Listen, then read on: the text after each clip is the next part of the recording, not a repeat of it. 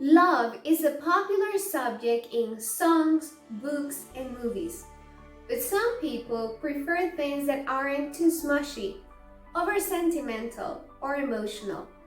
Dorothy Parker's poems give readers a sense of whether she would love to be in love. Hi, and welcome back.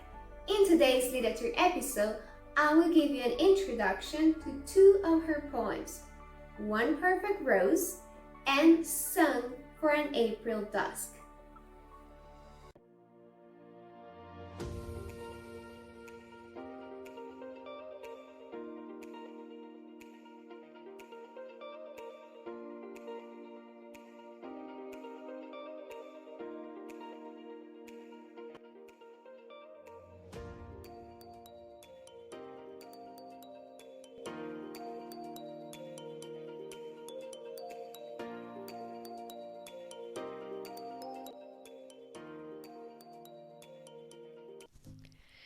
One Perfect Rose and Song for an April Dusk.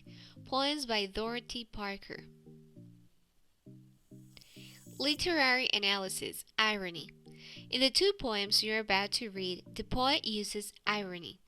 Irony is a contrast between what is expected and what actually happens.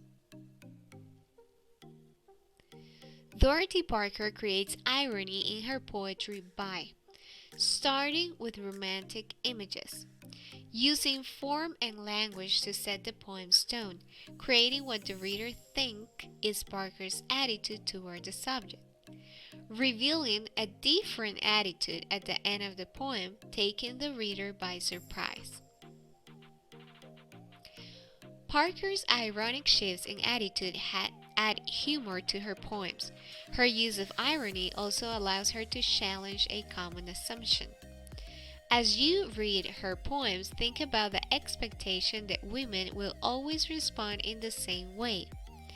Then notice how the speaker or voice talks to the reader, responds to romance. Reading strategy, form in poetry. An important part of understanding poetry comes from understanding its form.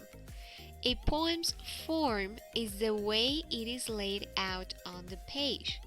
Traditional poems follow regular or repeated patterns. So basically it's how does the poem looks on the page, just as this example that you have here.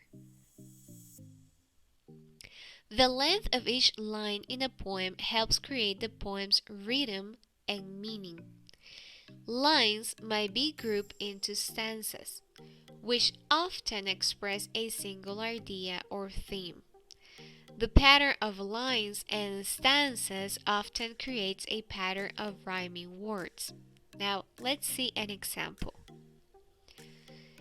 This is a short and simple poem called March. So I will use it to explain what are lines and stanza. A blue day. This is a line. Most poems are written in lines. Now, a group of lines, like in this case, one crow, melting snow, spring's winning. Here we have three lines. 1, 2, 3. So a group of lines form a stanza. Stanzas separate ideas in a poem. So this stanza represents one idea, and this second stanza represents another idea. So they act like paragraphs, we can say. This poem has two stanzas. Poets choose the form that best suits the intended message of a particular poem.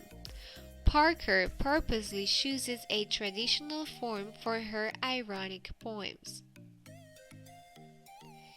The author. After being fired from Vanity Fair magazine in New York City for writing reviews that were considered too harsh, Dorothy Parker started writing poetry. With several other writers, she founded a literary group called the Algonquin Round Table. Parker and the rest of the group became known for their humorous and lively conversations.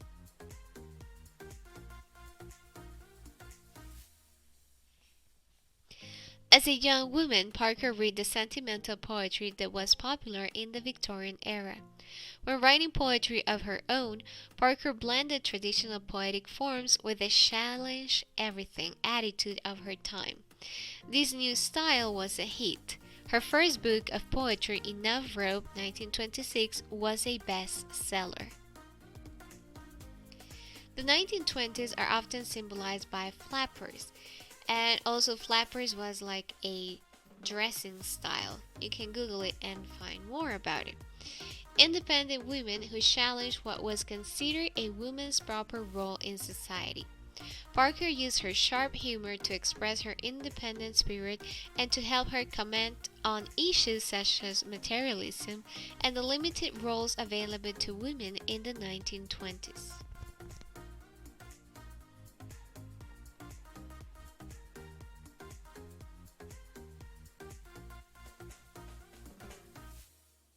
I hope you found this video useful. Thanks for watching and until the next one. Bye!